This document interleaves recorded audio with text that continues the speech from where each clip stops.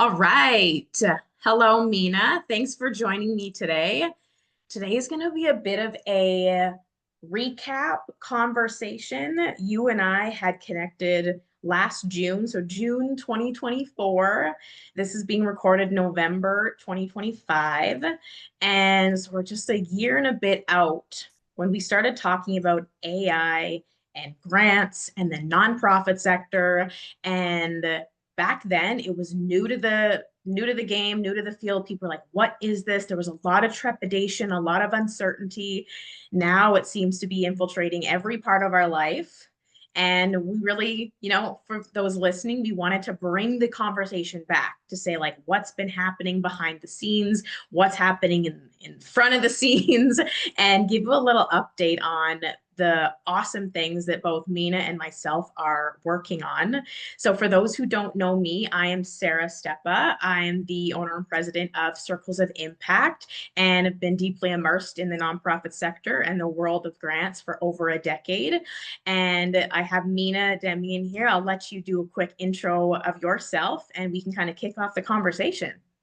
Wonderful. Thanks for having me again, Sarah. I always enjoy these conversations because I think you and I, like just nerding out on grants is just one of the most fun things that I can do. And I can't believe it's already been a year and things have changed so dramatically over the past year. Where I'm at. So if you don't know me, I spent about 10 years in the nonprofit sector doing nothing but writing grants, and I worked for any nonprofit that you could possibly think of. We're talking about housing, we're talking about education, we're talking about immigration, we're talking about um, healthcare. And so I've fundraised and wrote a bunch of grants for federal, provincial, municipal, same as Sarah, you know. And with that, you kind of just start to understand certain patterns.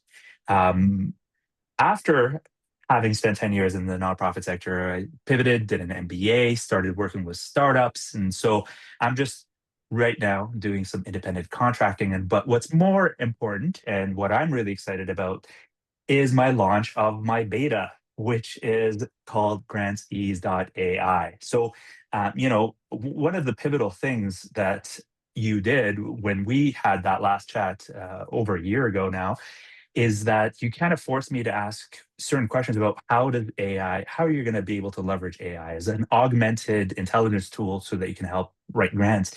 And so, we had this really wonderful conversations. And since then, I actually was invited to a couple of other opportunities to, speak, including the United Way.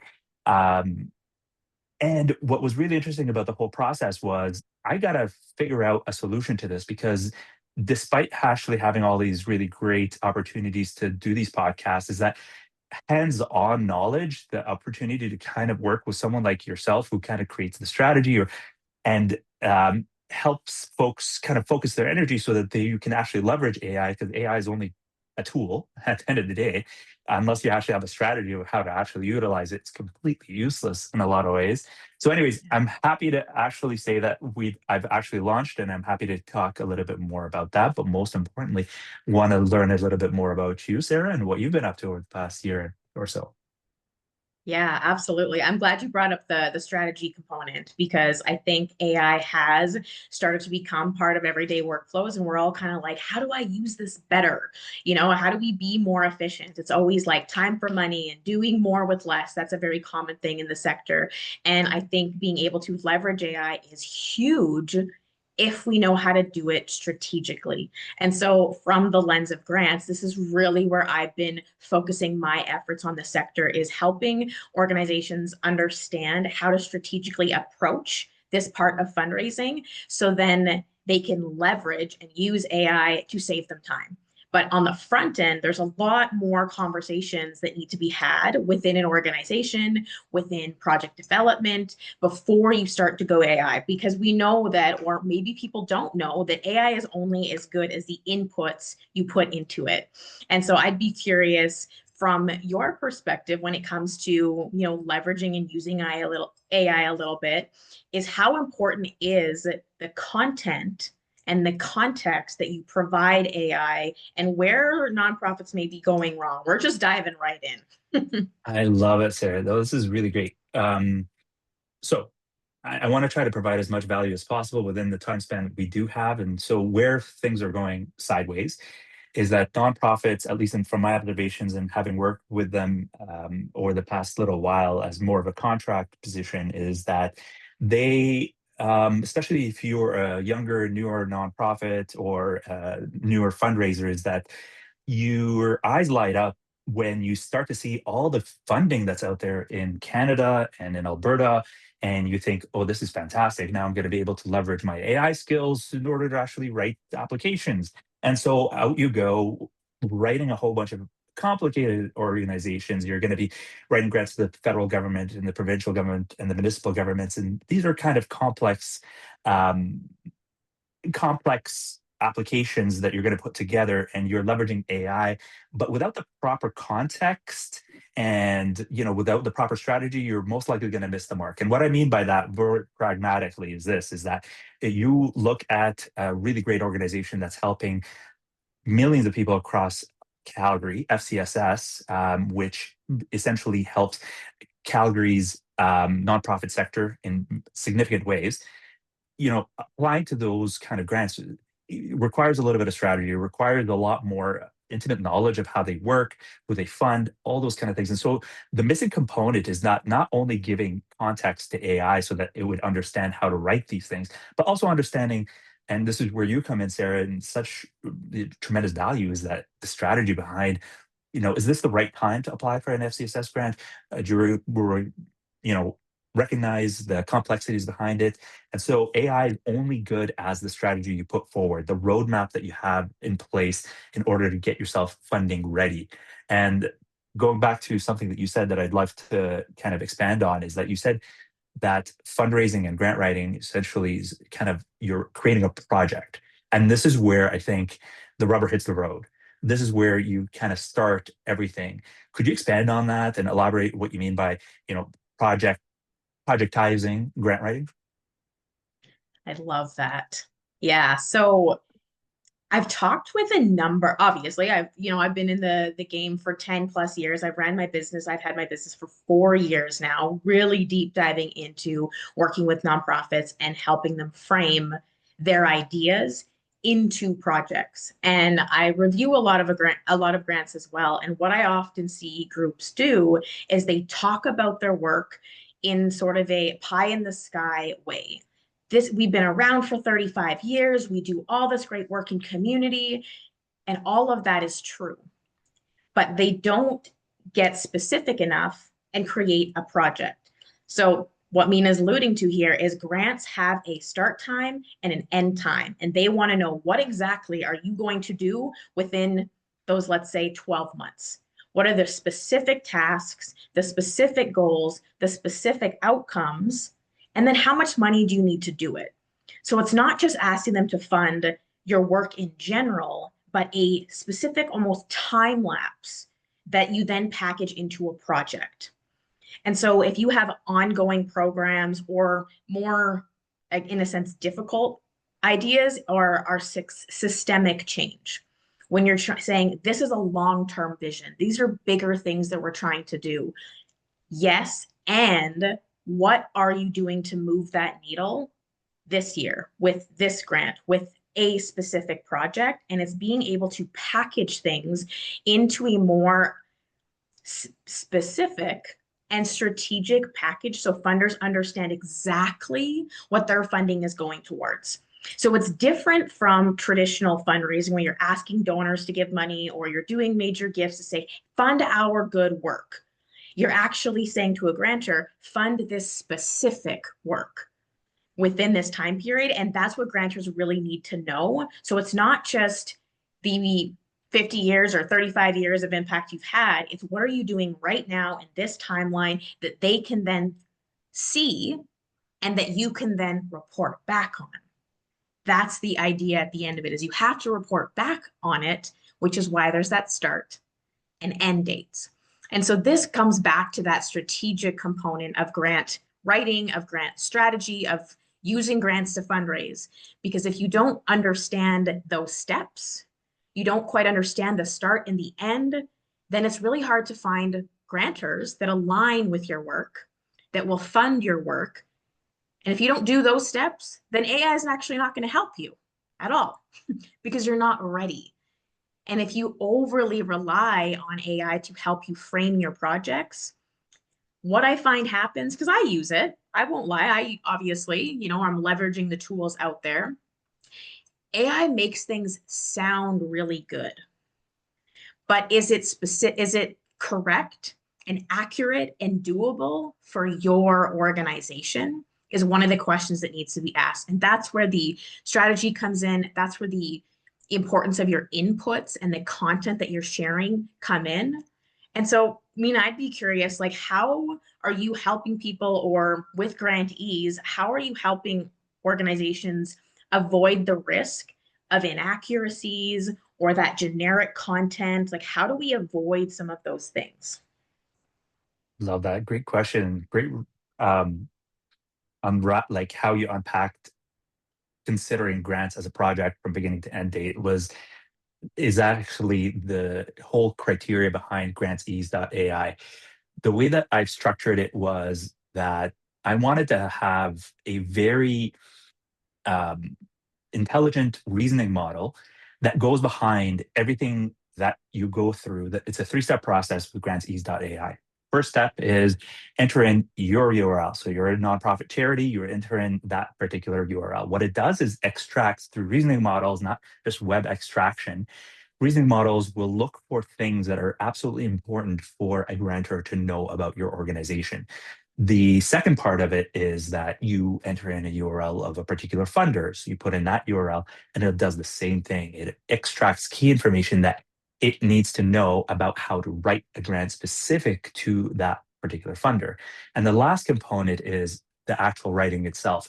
So it's only when there is significant context behind what the funder needs and what their aims are, the criteria, the eligibility, and who you are as an organization. And then hopefully it merges together into a really great, succinct, project-based, timeline-based. And essentially what it does is it creates a bit of variables for you. So that, let's say if you're a new fundraiser or if you're a smaller nonprofit and you're trying to actually get your get funding for your specific project, what ends up happening is that all those criteria becomes a little bit overwhelming. And so the chat that functions within GrantsEase.ai gives you certain variables. So you say that I'm applying for this particular funding for this particular project. And in there, it'll say, we're going to start this project in, and then it'll give you a little bit of blank so that you can say that, okay, I'm going to run this in January all the way to December. It's going to be a 1 year project. So it gives you a little bit of prompts so that you can actually enter in all of that information. So really, GrantsEase.ai, all it is essentially a tool for folks who have very limited time and need to fund a project and are on tight deadlines and know who the is critically. And this is able to actually give them a really succinct, you're 80% there in regards to the grant itself. And how it differs from ChatGPT is that it will not hallucinate. I created it in such a way, and I'm very lucky to have had the fortunate, for 8 months, I basically created this so that it does not hallucinate, it doesn't make things up. It won't give you criteria or eligibility that isn't actually exist. And so it sticks to the facts. And then, like I said, the output is a really succinct grant application. But more importantly than that, like I mentioned before, Sarah, is that I'd really love for you to unpack one thing that really intrigued me is that you said that you helped with the strategy. Could you unpack that particular piece a little bit? So let's say, you talk to one of your charitable organizations and they are wanting a project. How do you go about, perhaps, maybe if you wouldn't mind expanding on creating a project strategy? For sure, for sure. So yeah, strategy is it's a broad term. So what does that actually mean in practice? And so I love how you've structured Grantees AI with those sort of like 3 steps, because that can also help with the strategic alignment of an organization with a funder. I'm going to come back to that in a second. But when I talk about strategy, grants have a very long cycle. And so I often say that grants have anywhere from a 12 to 18 to 24-month cycle if you include the implementation time. If we only include the application and review period, to the point where you get funded or not, that's anywhere from probably 4 to 10 months. And so grants have a very long timeline. So part of that strategy is being able to plan effectively and not be reactive. That's really my goal when I work with charitable organizations in this sector as a whole, is that too many organizations, because you're super busy and have a lot on your plate, and grants are like, I'll get to it when I get to it, but you miss the planning component. And then instead of choosing a grant, you're reacting to a grant. And what I mean by that is, oh, shiny thing, or a funder just put out an application deadline, and you have no idea what your funding needs even are. You have no idea if you really align with the funder, but someone from your board sent you the link and said you should apply, and then suddenly you're creating something because you think you have to. That's reacting to a grant. That's not being strategic. That's not positioning your organization to win. That's just busy work. And so, in the front end, when you take the time to understand your funding needs, how it aligns with your mission, where you're going, and how you're going to get there, then when a grant comes across your plate, you're like, boom, I know what I want to apply for. Then you get to go use GrantsEase AI and say, okay, now I have a really strong idea. This is the funder. Help me align these two to make the strongest application. So this is how we start to leverage these tools, that it's not just strategy, it's not just using AI, but it's being able to weave them together to help strengthen your position, to strengthen your mission, and actually create the impact you're here to have, which at the end of the day, that's what we all want to do. That's what this sector is here for. And that's what I think, Mina and I, why we get jazzed about grants. This is the area that we get to help organizations do that, and why we're creating tools and why we're creating different services and supports to help organizations do this better. And I will say that I'm a huge advocate that more is not better. Mhm. So this is where more of that strategic alignment comes in. And I hope that your software, Mina, is able to tell organizations or guide them to say, this might not be the best fit. Yep. As they take the look at the organization, the funder, and then it's like, are these really matching up or not? Can you explain or build on using AI again as a strategic tool, but helping it determine, is this the right funder? That is such a great question, Sarah, because sycophantic is the word that they describe ChatGPT as being. And sycophantic just means that it's agreeable. It really wants to impress you. It's like an intern that's just, it wants your business, it wants your job, it wants, what it, and so that is a really dangerous component to AI, where you might, if you go through ChatGPT or Gemini or Claude, it doesn't really matter, but you ask it about eligibility criteria, whether or not that particular grant is a really good fit for your organization. And generally, what it wants to do is appease you. Is that, yeah, sure, you can apply for this. It makes sense. But the way that I kind of structured GrantsEase.ai is that it does give you the real eligibility and criteria, so that if you are a Calgary-based organization and you're wanting to apply to the Vancouver Foundation, the first question that you should be asking is, am I eligible for grants from the Vancouver Foundation? And immediately they'll tell you, no, you're not, because you're not in the right geographical area. And so those areas where there's things that are written and there's certain things that are not written in grant applications. And Sarah, I know that you'd appreciate this, is that we kind of, as grant writers, start to understand that there are certain criteria and eligibility beyond just geography that we are constantly trying to be on the lookout for.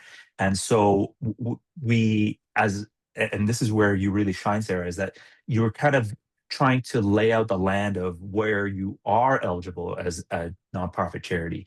And I think that that is worth its weight in gold, because you're not wasting your time, whether it's with AI or you're leveraging AI or you're not.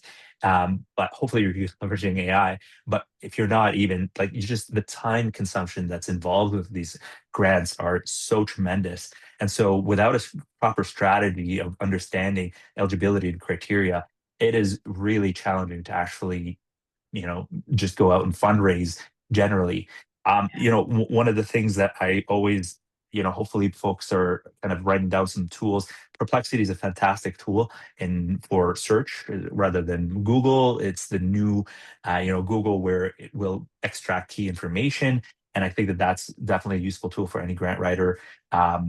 And anybody who's applying for grants. I really appreciate, some of those tools that are really specific in nature, and you can customize Perplexity specifically so that you can actually extract key information. But happy to share more resources and information, as we continue to kind of plug away with each other. But to your point, Sarah, too, I'd love to kind of for you to kind of expand on um, how in how you run some of your workshops and how it's really important for that alignment to happen between the funder and the charitable organization, and how you actually start to get people to kind of have that aha moment.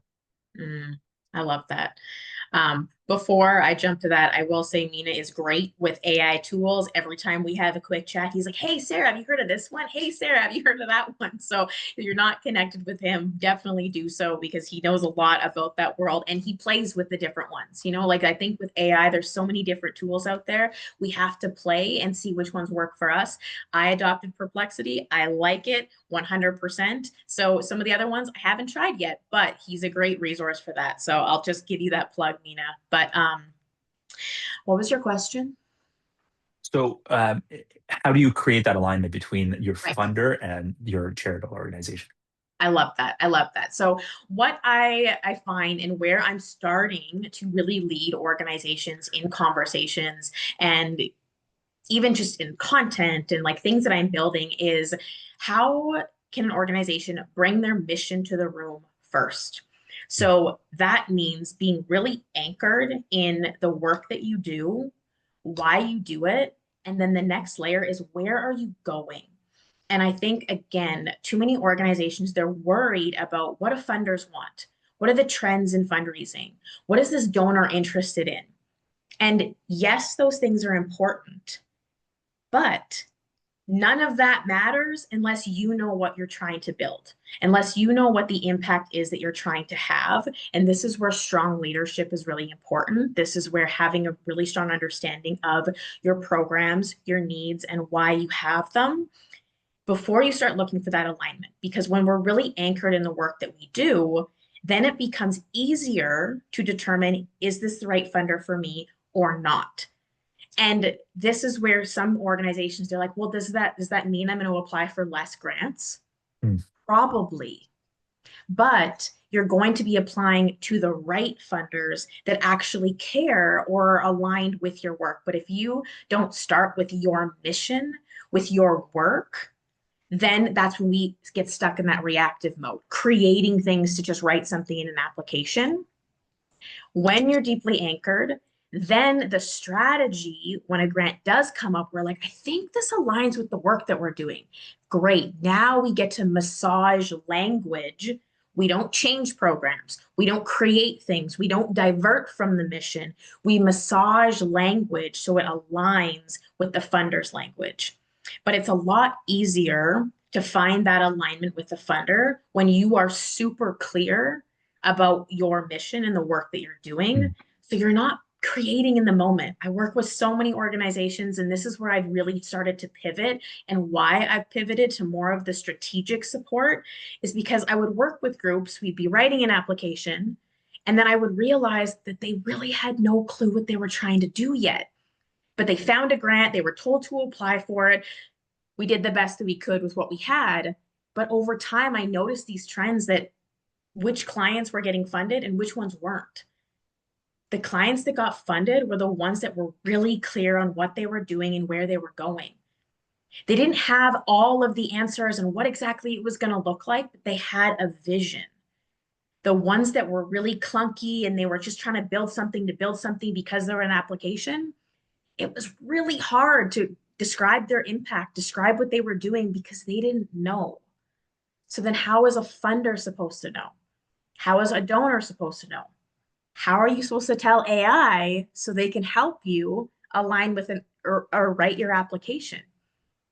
It starts with the work that you're really trying to do. before you can find the alignment. So clarity first, alignment second. AI just gets to be your sidekick that makes it all easy at the end of the day. But there's still some heavy lifting that comes first. And that's what I think some organizations miss. But what is vital before we start really using AI tools, because it can take us down a road that's maybe not aligned with the work we're trying to do, but it sounds really good. I'll keep saying that AI is like a wizard at making stuff sound really, really good. But often it's generic, it's repetitive, or it's simplistic.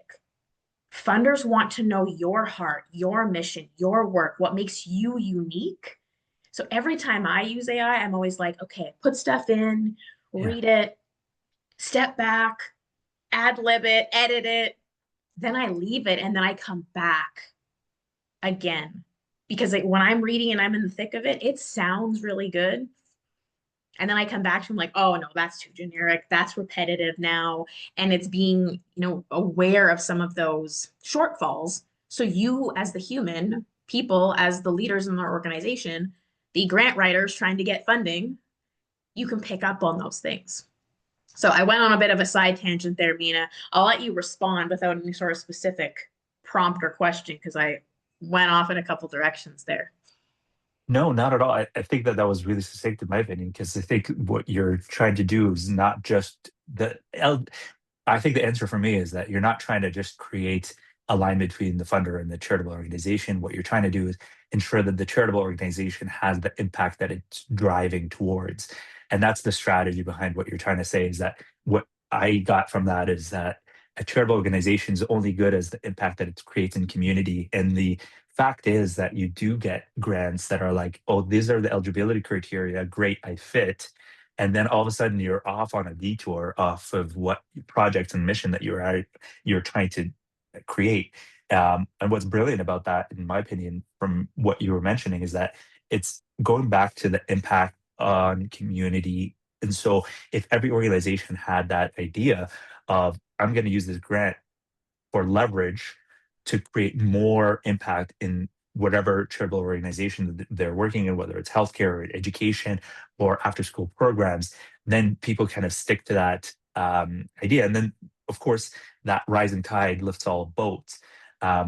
What's interesting is that there is a dynamic, I think, that you and I are kind of hinting at, where at times, with really good intention, a grantor will come out with a grant that is maybe a little bit too prescriptive on the charitable organization, so that they essentially end up perhaps adjusting their what they're really good at in order to fit the criteria for that particular grant. So again, the AI is only there as a really great tool to make it sound right, to ensure that there's alignment between the voices between the funder and the charitable organization.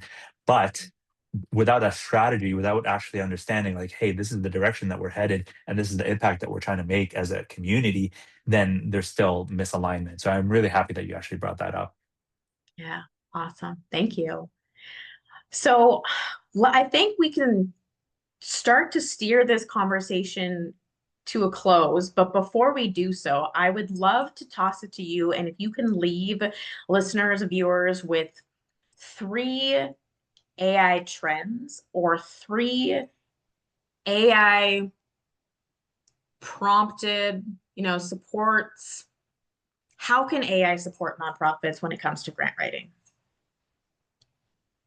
For me, the biggest one that really unlocked everything. Actually, I'm starting to kind of formulate the three, so I'm glad that you mentioned that. But the one that really started it all is that a lot of time as grant writers and as fundraisers, we've been to the events, we've taken the classes, and you start to realize that you need to reflect the funder. So once there is an alignment of this funder is the right funder for this charitable organization, you've established that through strategy.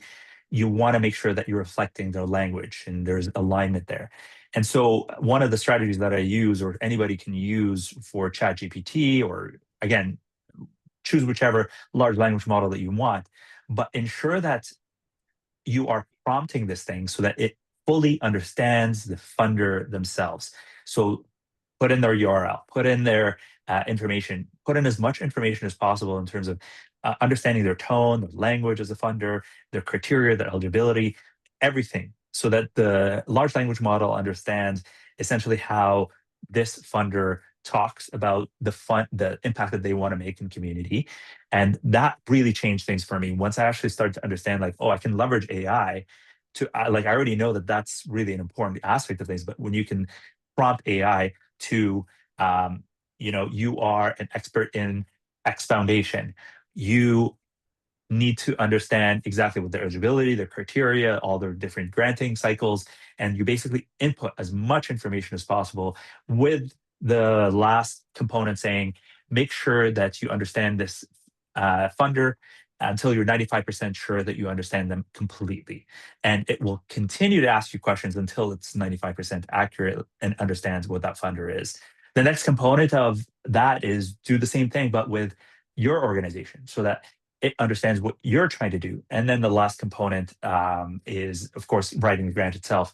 So I think that that's a key component of things. Again, it is a little bit tricky. And of course, you definitely need some really great prompts. But that's really one of the biggest trends that I see, is that the prompting engineering is becoming a little bit more sophisticated. And even with more advanced models like ChatGPT 5, Claude Sonnet 4.5, you actually do, as they advance in their capabilities to answer your questions and to do some really great work.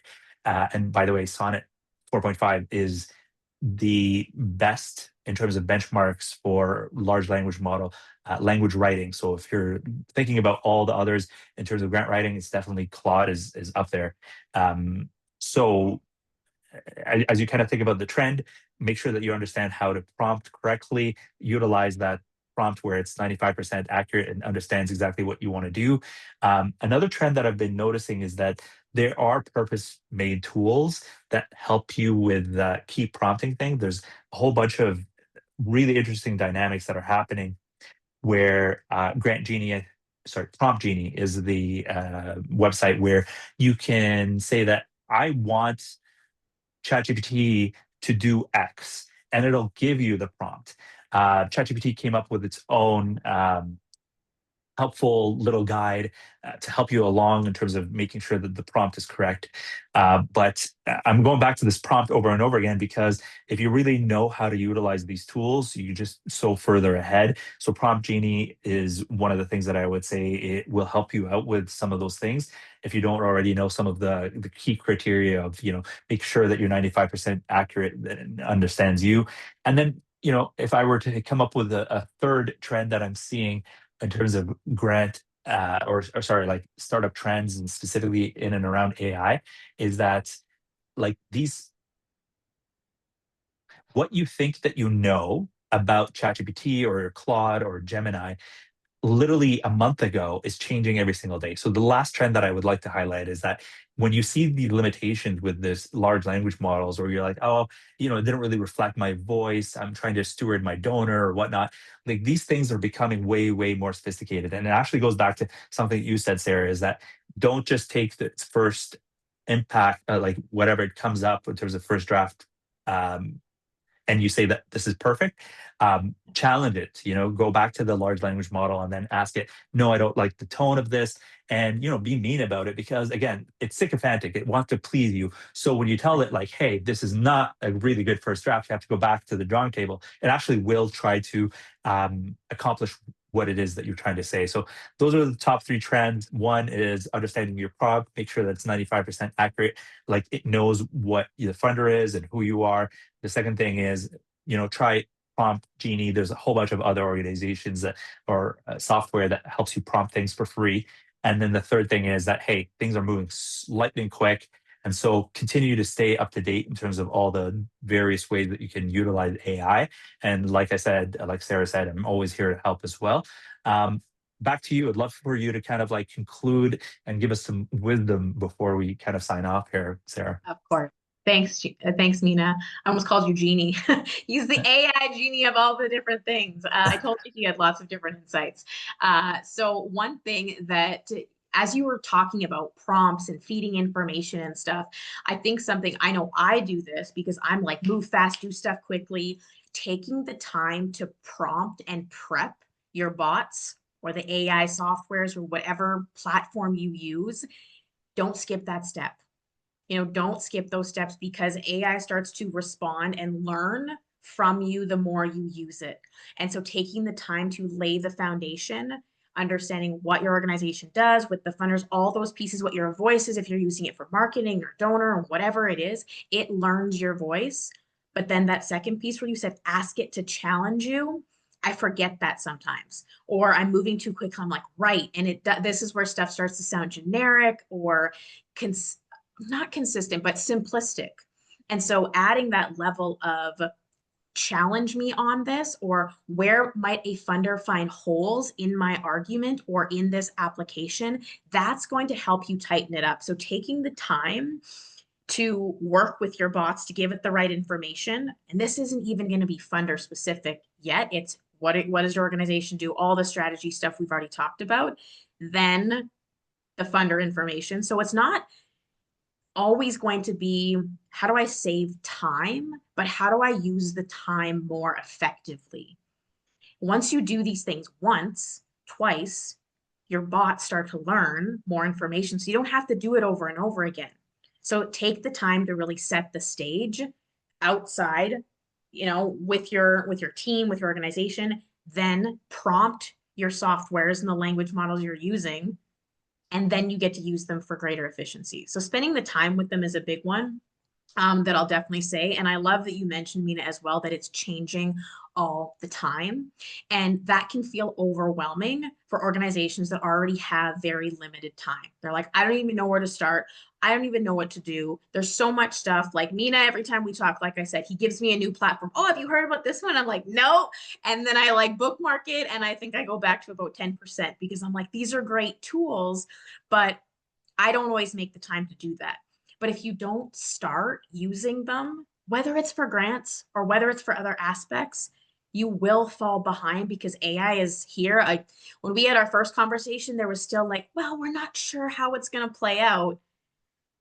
It's here to stay. Back then, it was here to stay. And now it's just becoming more and more ingrained. And if we ignore it, if we lean away from it, nonprofits already are behind when it comes to technology. We need to lean in. We need to start learning how to leverage these tools. And the only way you do that is to just start and start playing. So that's what I think I'll leave folks with today. We'll put a few different links in the chat, or not in the chat, in the description. So you can go back, you can check out GrantsEase AI. There'll be links to connect with both myself and Mina. And stick around, make sure you're connected with us on LinkedIn for sure. We're going to be sharing some really exciting things in the next little while to help you build these skills that are really bridging the strategy and the AI so you can have that alignment and raise the funds that you really need to have the impact you came here to have. So thank you all for joining us. Mina, thank you again for having a great conversation with me. Thank you. Thanks so much. And it's always a pleasure having this conversation to nerd out on grants. It's great. Thank you. Yeah, absolutely. All right. Thanks, everyone. Until next time.